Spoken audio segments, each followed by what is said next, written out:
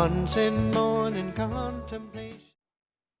Ladies and gentlemen, we welcome you to the 17th edition of Somehow We Manage. My name is Caegan Jackson, and I'm joined, as always, by Mr. Michael Spenser Hargrove. Spence, big smile on your face today, buddy. Finally got a Carolina guy on the episode, on the podcast. I didn't think this day would ever come. I thought this was going to be a State and Duke podcast only. I'm glad I finally got a Carolina guy on. Yes, some Carolina flavor for sure. I'll just roll with the punches, but you know what? This is your day. I'm gonna let you. This is your day. We'll let you have it. Okay. All right.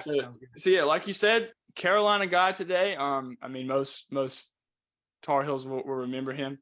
If you would definitely recognize his voice as a member of the Tar Heel Sports Network, but if you don't recognize his face, it's probably because there's no blood on it and he's got some glasses on. Original, right? You've never heard that one before, but anyway, let's introduce him, Mr. Eric Big Grits Montross. How you doing, sir? Hey guys, how are you this morning? Thanks for having me on. Yes, sir. Yes, sir. We're glad to have you. But anyway, we'll go ahead and we'll dive right into things. And I want to ask you to start things off. Where does a nickname like Big Grits come from? Well, Jones Angel and Adam Lucas, who run the Carolina Insider podcast, had coined that nickname because of a trip we made in the NCAA tournament several years ago to Memphis, and we were out having breakfast, and it was I had ordered a big bowl of grits, and so when we left, this is the shorter version. When we left, the waitress hollered across the small dining room, "See you later, Big Grits," and so that's how it all started. And of course, those guys pick up on anything, no matter what it is, they pick it up and turn it into something fun. So we've enjoyed that, and it's just the goofiest name, but it's something that stuck. And now, my kids haven't started calling me Big Grits, but that's probably a good thing. So you're an Indiana guy. How would you describe the culture surrounding Indiana high school basketball? I think it's changed. I mean, like so many things have over the years. But when I was in school, it was just, if you've ever watched the movie Hoosiers, that's it. That was Indiana high school basketball. It was one class. Nobody had AA, AAA, 4A, 5A. None of that existed. It was all, I think, 340 high schools playing in one tournament to see who was the champion. And I often will equate high school basketball in Indiana to what you see with Texas high school football. It was the Friday night lights of athletics for Indiana. And of course, you had Bobby Knight in the South at IU, you had Gene Cady, you had Digger Phelps up at Notre Dame. So there was plenty of opportunity for basketball junkies to get their fill watching high school basketball and college basketball. But high school basketball was the lead story on the weekends. All of the news stations covered high school basketball, covered the tournament, covered the high school tournament pairings. They'd shut down all programming except for covering the high school tournament pairings, so you could see the brackets.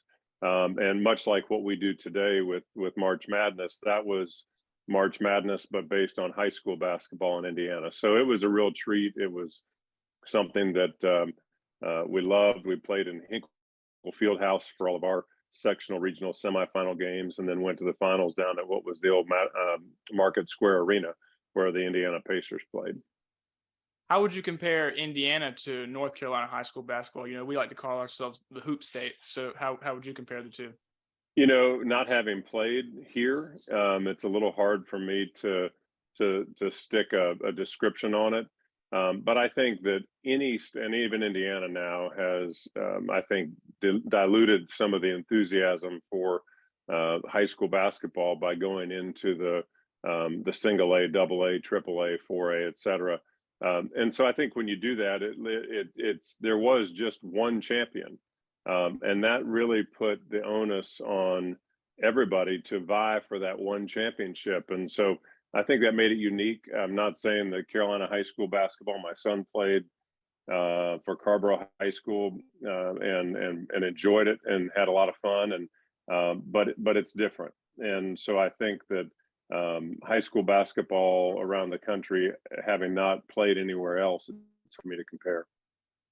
The idea has always been that Indiana kids are tough. They're built tough, right? You got Larry Bird from French Lick, or maybe this idea of Coach Knight. Coach Knight was always a tough coach. Was that your experience? There were a number of great players. I mean, Damon Bailey was growing up, was someone who I played with. Sean Kemp, who a longtime Seattle Supersonics star. Greg Oden. The list goes on. They're Tyler Zeller for us. You've seen Sean May, one of our coaches who played in Indiana high school basketball. His dad played at IU. So I think that, it's like in a lot of states. Again, I'll kind of take it towards Texas. I'm not sure it's the best analogy, but when you're growing up in Indiana, you had great coaches. Even at your 7th, 8th grade high school level, they were coaches who were longtime coaches. And when you see that kind of instruction at an early age, you inherently end up with better players, more educated players coming into the high school ranks and then leaving the high school ranks to go into the college ranks. So I think a lot of it had to do with instruction. But certainly the names like you mentioned, the biggest one, probably Larry Bird, started a lot of this for us. All right. And with that being said, I'm going to pass things over to young Hargrove over there. Spence, take it away, please. All right. So I'm going to jump into the Carolina days. What made you realize that Chapel Hill and the University of North Carolina was the right place for you to play basketball? I talk about this some when people ask me the question, and I think all of us can identify with this feeling that I'm about to describe. When let's say you're weighing options with two different things, and one, you get kind of an inner gut feeling, if you will, that it's right, that it's the right fit, or it's what you really want. And that's what I felt here at Carolina. That was something that for me, I was comparing a lot of great schools. Basically every Division I school was an option for me. And this was the right fit. And so I think that it really didn't come down to some crazy calculated equation. It was just what was the right fit for Eric. And for me, it was Coach Smith. It was the University of North Carolina. It aligned with my family values. It aligned with how I was brought up. It aligned with my academic interests. And so it just was a good fit all around. You talk about Coach Smith being so special. What was your experience like playing for him? Well, when I think about Coach Smith, it's a question that, as you may imagine, at age 51, I've gotten a lot. And so over the past 30 plus years, what I try and do is describe him first as a humanitarian. And I think that of all the ways, of all the characteristics, oftentimes people look at the parameters of the hardwood. They look at the court and they say, that's where I remember Dean Smith. Well, for me, Coach Smith, I remembered him much more off the court than I did actually on the court. And we had so many terrific games, terrific contests, certainly in-state contests that were terrific. I see, I won't name him, but he might be hiding in front of an NC State flag. But we would go over to Reynolds Coliseum, and it was Tom Gugliotta, it was Fire and Ice, it was all those guys. That was the era. And then, of course, at Duke, they won it in 91 and 92 before we won it in 93.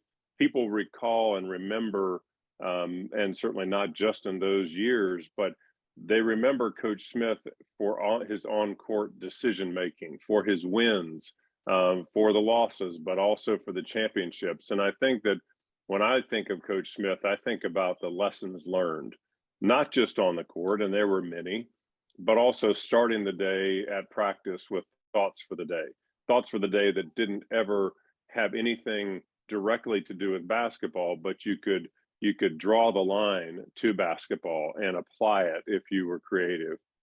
He was much more about developing us as young men, as community partners, as interested community members.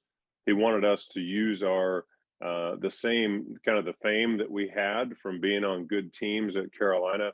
He wanted us to take the same enthusiasm we had for basketball and let it drop into other areas of interest. And that was something that that I really respected, and I think that it only grows on me as I get distance from that period of time. So we're gonna go back to playing days. You played against some legends. You talk about playing against Duke 91-92 team, Leitner. You played against the Fab Five in the national championship game. Just talk about playing against those guys that we mentioned. I mean, you were playing against some high caliber talent. Certainly, and I grew up watching the Big Ten, and yet I still, when I came to Carolina, became a part of the ACC. I recognized how good the talent was within the ACC. Whether it was Sharon Wright at Clemson, who was there all 4 years that I was there, a terrific player and a player that we had some really wonderful contests against each other and enjoyed that competition. But that was it. The competition was the thing that I loved the most. It was the fact that you got to play against really good teams, and you always, every night, it seemed like you were being challenged by the very best players in the country, and certainly that was highlighted by some of the teams here in state. We're going to go to April 5th, 1993, New Orleans. Okay, I'm ready. I'm already there. All right. National championship game, we talked about you played against the Fab Five in Michigan, the Chris Webber, the Jalen Roses. When you see Chris Webber take the famous timeout, your initial thought as that's happening, what was it? Well, so this was near the end of the game, and Coach Smith was doing a lot of substitutions. So I had just substituted out moments before, and then I was checking back in at the scorers table. And so I saw him trapped in the corner in front of our bench. I saw him travel. That's the first thing that our entire bench and staff erupted on, was the fact that he had traveled and would have been a turnover had it been called. And then as he came down the court in front of me, of course, we were still all calling for travel. And then I see him take the timeout in front of their bench in the corner where he's trapped by Derek Reese and George Lynch. Derek Phelps and George Lynch. And those are moments in the game that you can't prepare for, other than repetitive instruction. You have to rely upon your coaching staff. You have to rely upon the players surrounding you. And in those moments, you talk about it all the time. I mean, what does pressure do in moments? It makes it reactionary. And we were not prone to calling timeouts individually. It was much more that came from the bench. And it was not, Coach Smith always believed, and Roy Williams believed this, that those weren't the players' timeouts. Those were the coaches' timeouts. And so if it was a time to call a timeout, the coach would handle it. When we saw that, it took a minute to register that was their final timeout. We knew how many we had, but it was a matter of, we didn't really recognize until that very moment. The coaches knew that they were out of timeouts. But, it's one of those things that I'm friends with Chris. I grew up playing against him. As you said, I grew up in Indiana and he was in Detroit. He played on the Super Friends AAU team and always had really good competition against Chris. He's supremely talented. And to see a player make a mistake in that moment on the biggest stage for the biggest prize is not something that we relished in. I mean, that's not a moment you wish on any individual player, but it happened. It helped us for sure to watch Donna Williams sink the free throws. But that's not a moment that we wish on anybody. You're known as a national championship to the University of North Carolina, and as its prestige program, how does that make you feel? It's a lot of fun. I mean, there's a great deal of pride. I think that when you wherever you attend school, those are formative years, and when you spend 4 years somewhere, you can't help but, I hope that most people have a very positive experience. My experience was extremely positive on and off the court. And so when I think about being a representative of this university, when I think about what the educational opportunities, the athletic opportunities meant to me, that is one component. And it is one that, to be totally cliche, everybody talks about athletics being the front porch of the university. And that moment for so many people is one of the very first moments that they recall. But it's the emotion, it's the achievement, it's the work that goes into it. It's the men that I played alongside. It's that camaraderie and that strength as team and unit that really sticks out in my mind. But it's an exceptional achievement for any player to be a part of a national championship team, and it certainly is for me. For those of us who haven't got the experience of the Carolina family, you know, it's talked about all the time as a special thing, but for you to actually be a part of it, what makes it so special? You know, I think that the term family is thrown around, whether you're in athletics or not. I think really what it boils down to is just caring for each other, and doing that not because you feel like you need to do it, but because you feel compelled inside, because you respect and you deeply respect the people that are a part of that family. And so it doesn't mean you have to be best friends with everybody there, but it does mean that you respect and you appreciate what each individual, whether they're office staff, coaches, your players, or staff and coaches from prior generations or those to come. And I think that there is just a welcoming, there's an open door, and there's the attitude that you're here to represent the university. We're going to embrace you. We're a good team. We oftentimes have moments that we can really relish and celebrate. And all of that emotion and achievement and representation really ties into one thing that we call the Carolina family. Typically speaking, you know, especially as it regards to Carolina basketball, you know, they don't hire outside of the family. It's, you know, it can be sort of this, I don't want to use the term elite, but it's a prestigious thing. You know, why do you believe that is?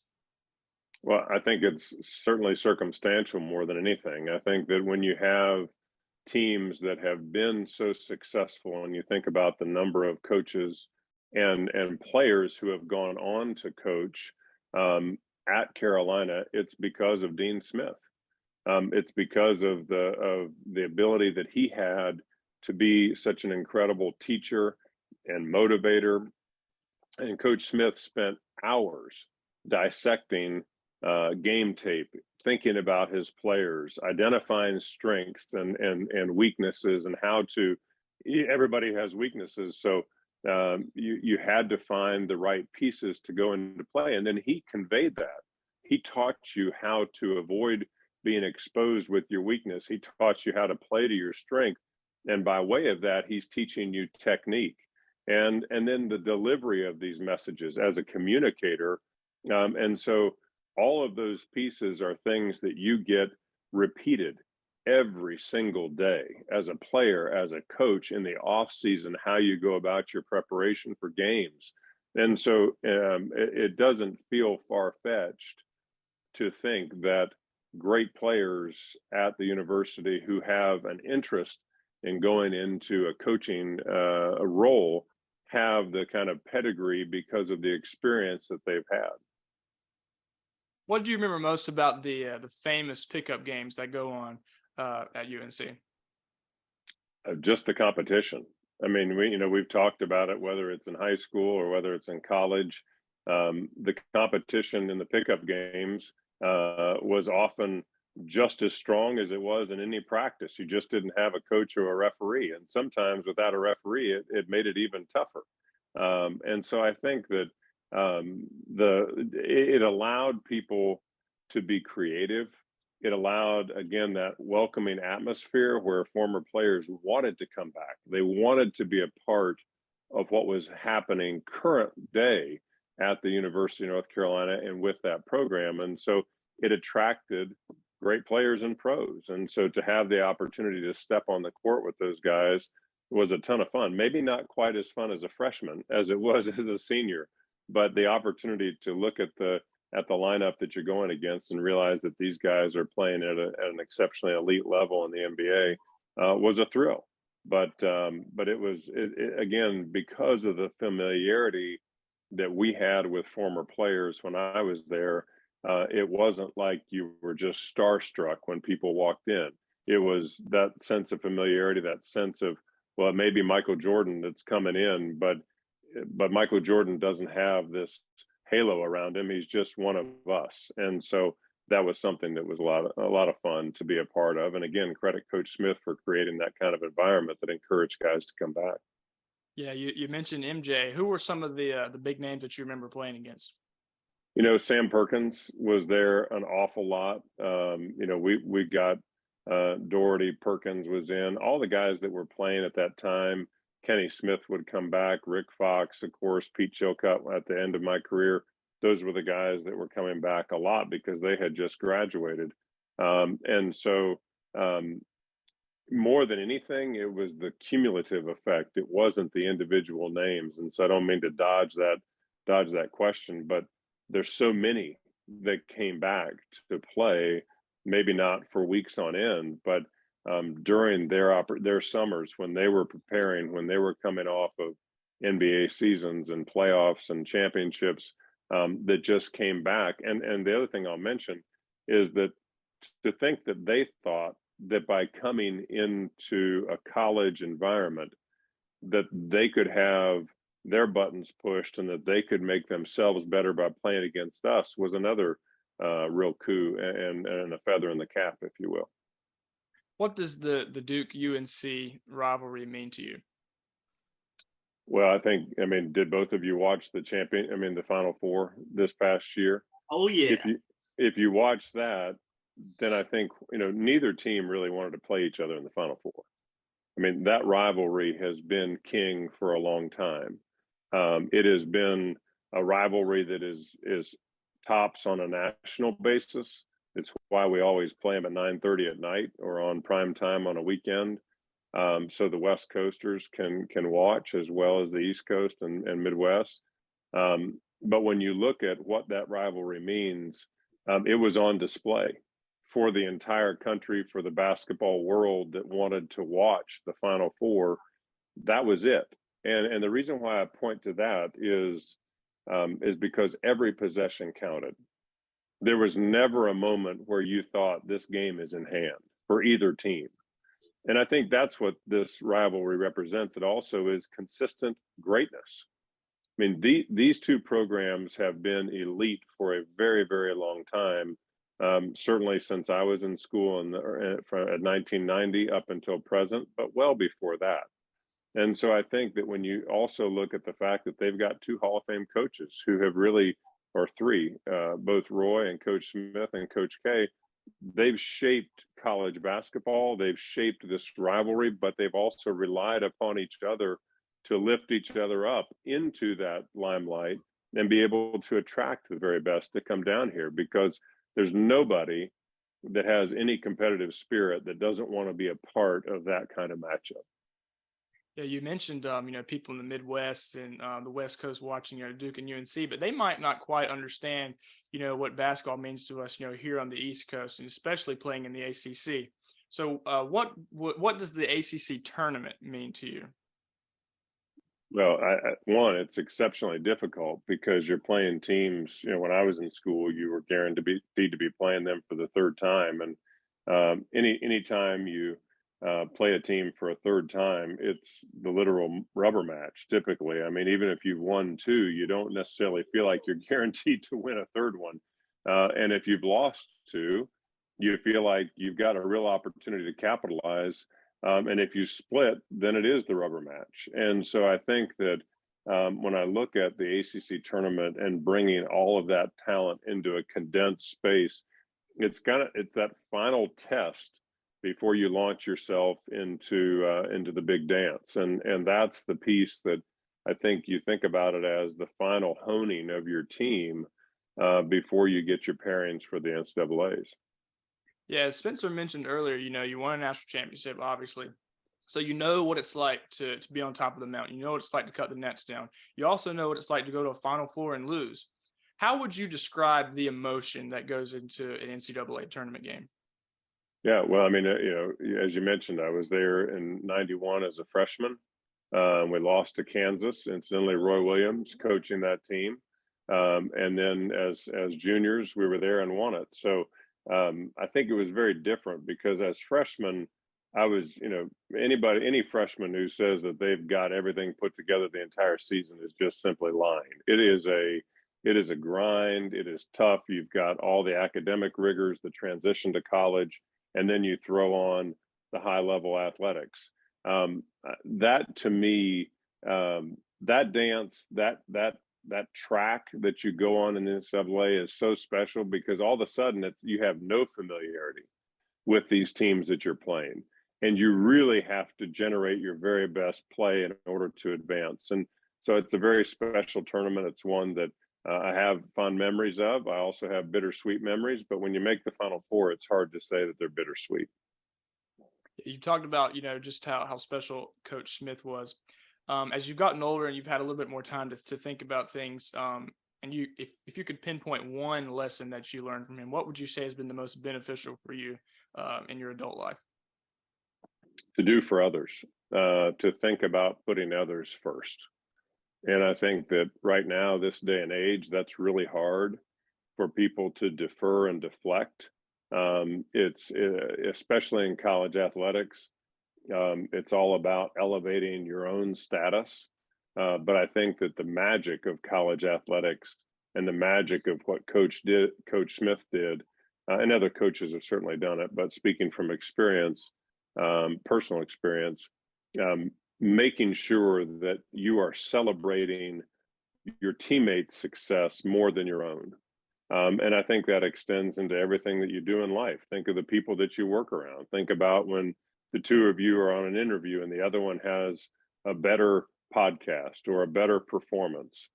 You celebrate that because you care so much about the other person. And I think that that's where just the relationship building, the belief that success is not something that comes to one by one. There are all kinds of people who are a part of that success story, and to recognize it and to reflect it and be able to articulate it is something that I think about all the time with Coach Smith and how he taught us. What advice do you have for young people who are either looking to get into sports media or just work in college athletics as a whole? I think follow your dreams, but all of us these days are holding on to cell phones that allow you to instantly find any information. And what I would tell you is that, and it sounds like, someone from a different generation, but I still think it applies today. You have to work, you have to put in foundational effort in order to be really good. And so when you think about the things that even you guys have done as you start your own podcast, you have to learn from the ground up. What wires go into what plugs? How do I make things sound good? How do I make better questions? How do I become more articulate when I'm delivering a message? Or am I asking a question that gives me a yes or no answer? Or am I really digging into something that might be new territory for the person who we're asking? You find ways to make yourself better, and that just simply takes time. And so what I would say is that for young people who wanted to get into this industry, there's plenty of room to get into this industry. But don't be afraid to spend a few years on your foundational interests and foundational footing to make sure that when you have the opportunity, you make yourself more saleable to your employer because you're a person who has had the ability to go from right to left, not just straight down the middle. All right, I've got two for you, and then I'll let you go. So I would like to ask your top three venues that you played in, and then your top three players that you played against. Well, I loved Reynolds Coliseum. I loved Cameron Indoor. I loved going down to Clemson. I know I'm going on and on. I loved Cole. It was cold. I loved Cole Fieldhouse up at Maryland. Those were top venues. Okay, and then your top three players you played against. Top three players in college. Well, I mean, college, NBA. What that's on you. I'll let you do what you want. All right. Well, I mentioned a guy named Sharon Wright. Sharon was a guy that I had a ton of respect for at Clemson. We both played the same position. We were both the same type of back to the basket players. So I loved playing against him in college. He really pushed me, and I think that he would say that I pushed him as well. I think that in the pros, the best player I ever played against that I was matched up against was Hakeem Olajuwon. And he was just an incredible player to go up against, but he was also an incredible teammate. I had the good fortune to play with him for 3 years in Toronto with the Raptors. And then I think about guys like Karl Malone and Michael Jordan and Stockton and David Robinson and Alonzo Mourning and Shaquille O'Neal and Patrick Ewing, who was the first guy that I ever tipped off against with the Boston Celtics in my rookie year. Those are it's hard to just drill it down to 3 because there were so many wonderful players. And the first time I came down to Charlotte, I played against Robert Parrish, who was the guy that had just left the Celtics when I was drafted by them. So there's NBA history, certainly in my references, but those are all folks that are in the top 50 to ever play. And so having that ability to play against those kind of players makes it very hard to drill it down to just 3. Well, and let me just say, I appreciate that that Reynolds reference there. Like you mentioned, the flag I have behind me. I do greatly appreciate that. So thank you. Well, it was, the thing about that, honestly, the way that Reynolds was set up back when I was playing, the students and the fans were on the overhang looking down into your huddle. You were right there up against them. I mean, it was wild, and it was so much fun. It was one of those classic older venues that just oozed basketball tradition and history. So it was a wonderful time to be in the ACC, and certainly a ton of fun memories. No question. Spence, I got one more comment. Talk about the game, the Final Four this year.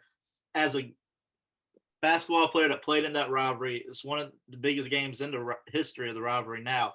As a broadcaster, how were you able to be calm during those moments? Because as a fan, I don't think I sat down from the tip off to the final buzzer, and I don't think I sat down after that. The mute button. That's how we made it through. It was as crazy as that was as fans to watch, I'm sure, and hearing it from my family who was there watching.